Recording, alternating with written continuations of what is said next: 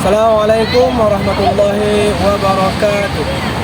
Dan ya syukurillah, salatan wa salaman ala rasulillah. Amma ba'du. Pertama-tama dan yang paling utama, marilah kita panjatkan puja dan puji syukur kita atas kehadirat Allah Subhanahu wa taala yang Maha Pengasih, yang sayangnya tiada pilih kasih, dan yang Maha Penyayang yang sayangnya tiada terbilang, sehingga kita dapat hidup sampai saat ini. Salat bertangkaikan salam selalu saja kita hadiahkan kepada junjungan alam, yakni baginda Nabi besar Muhammad sallallahu alaihi wasallam. Allahumma shalli wa sallim wa barik alaihi. Semoga semakin banyaknya kita bersalawat kepada beliau, insyaallah kita akan mendapatkan syafaatnya di akhirat kelak nanti. Langsung saja, sebelum saya berpanjang kisah bersilat lidah menyampaikan segala yang tumpah di dalam wadah,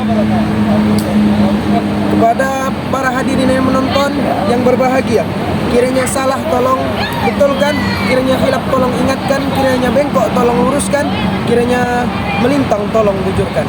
Baiklah, saya di sini akan menyampaikan materi tentang mengatasi rasa takut gagal dan manajemen waktu.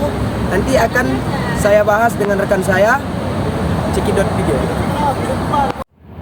Diakui atau tidak, banyak sekali orang yang takut akan kegagalan. Ketakutan ini kerap kali menimbulkan perasaan yang berlebihan atau bahkan memicu kecemasan. Secara umum, rasa gagal bisa muncul dikarenakan berbagai faktor, teman-teman. Di antaranya yang pertama yaitu pendidikan di keluarga. Orang yang tumbuh dalam rumah tangga yang tidak mendukung cenderung akan mengalami rasa ketakutan akan kegagalan yang lebih besar, dikarenakan mereka merasa mereka tidak bisa memenuhi harapan keluarga semasa mereka kanak-kanak, sehingga mereka mungkin akan merasakan takut akan membuat salah ketika dewasa nanti. Yang kedua, keliru dalam mendefinisikan kegagalan. Bagi sebagian orang, kegagalan itu berarti tidak mencapai suatu sesuai sama persis dengan apa yang telah direncanakan.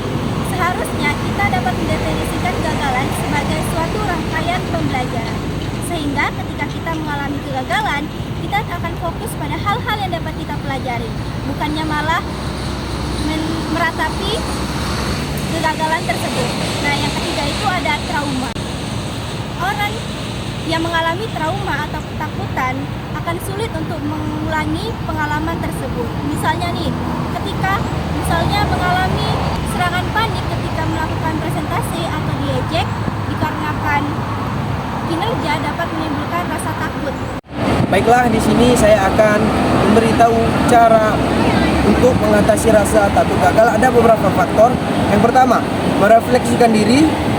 Refleksi diri bertujuan untuk bisa mencari cara agar mampu meminimalisir kegagalan yang mungkin terjadi. Misal, ketika kita takut gagal dalam menjalankan sesuatu usaha bisnis kue, mungkin karena suatu alasan, di mana alasannya adalah takut tidak ada yang beli. Kita bisa mencoba merefleksikan diri, kira-kira hambatan apa saja yang mungkin dimiliki, baik saat ini maupun di masa yang akan datang. Yang kedua, membuat perencanaan yang baik. Perencanaan yang baik akan meminimalisir kegagalan sehingga memiliki arah yang jelas.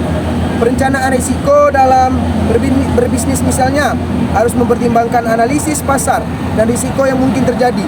Merencanakan tujuan yang pasti akan memudahkan dalam mengambil langkah yang tepat. Yang ketiga, berusaha mengambil risiko. Melawan rasa takut dalam sebuah kesuksesan tidak bisa lahir dengan sendirinya. Risiko pun kadang harus diambil dengan penuh tanggung jawab. Lebih berani mengambil risiko, lebih baik daripada kita takut memulai sesuatu. Risiko tersebut justru menjadi tantangan bagi kita untuk berhati-hati dalam memberikan peluang kegagalan pada kesuksesan. Jadi, kita masih takut pada sebuah kegagalan, pasti peluang untuk gagal sukses lebih besar.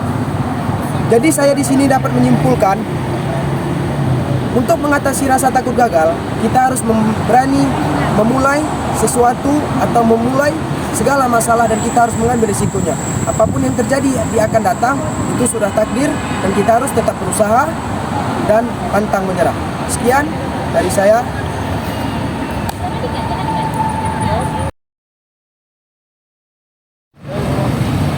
Baiklah teman-teman sekalian, di sini saya sedikit juga akan memberitahukan tentang manajemen waktu, dan ada beberapa faktor juga untuk mengatasi manajemen waktu.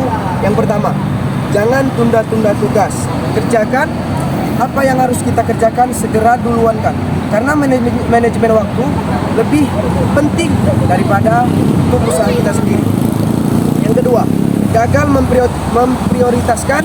Yang ketiga, jadwal tugas tidak efektif. Yang keempat, mudah terganggu. Dan yang kelima, mengabaikan makan atau istirahat. Sekian.